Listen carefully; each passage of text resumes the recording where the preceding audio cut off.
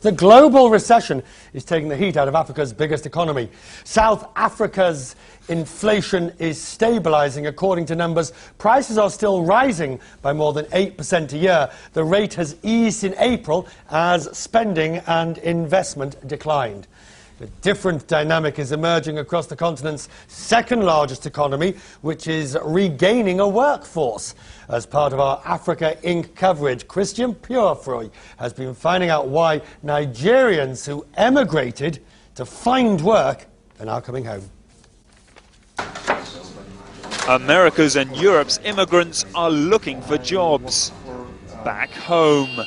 With the economic crisis and high unemployment, Nigerians are leaving the West to take up job opportunities on offer in Nigeria's developing economy. Because of the economic climate in the UK right now, they have the recession is affecting the jobs sector, so it's finding it very difficult for somebody to secure a job here in the UK. Things are not particularly very good down here anymore, and I believe there are more chances for me right now at home.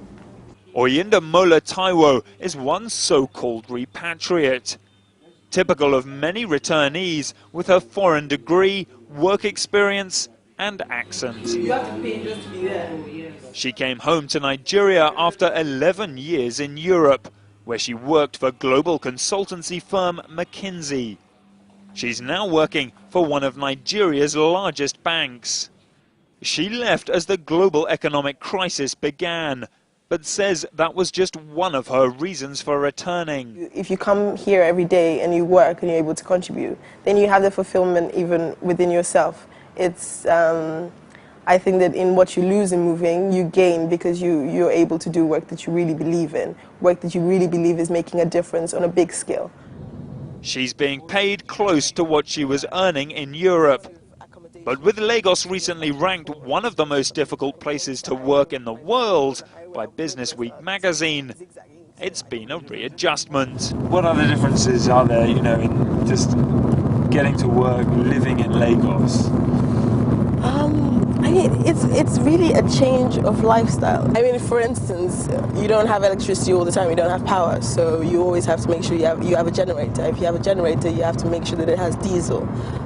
For water, you've got to make sure that, the borehole's working, because, for instance, this morning I opened the taps and there was no water coming out, and so it doesn't work the way everything does in Europe. The traffic may be notorious, local ways of doing business a little different, but with one of the largest telecommunication networks in Africa and a banking industry expanding across the continent, what Nigeria offers now that the West doesn't are business opportunities.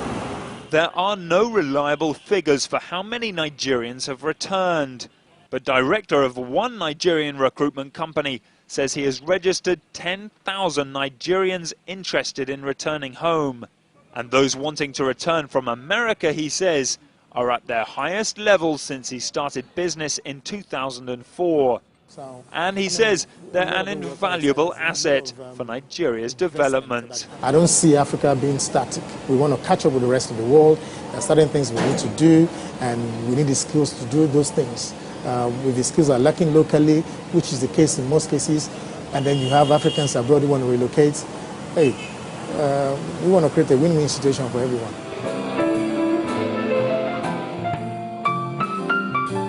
The West's brain drain is Africa's brain gain. And as the West drowns its sorrows, Oyindamola and Nigeria's other repatriates are toasting the future. Christian Purefoy, CNN, Lagos, Nigeria. Only on CNN and only Africa Inc.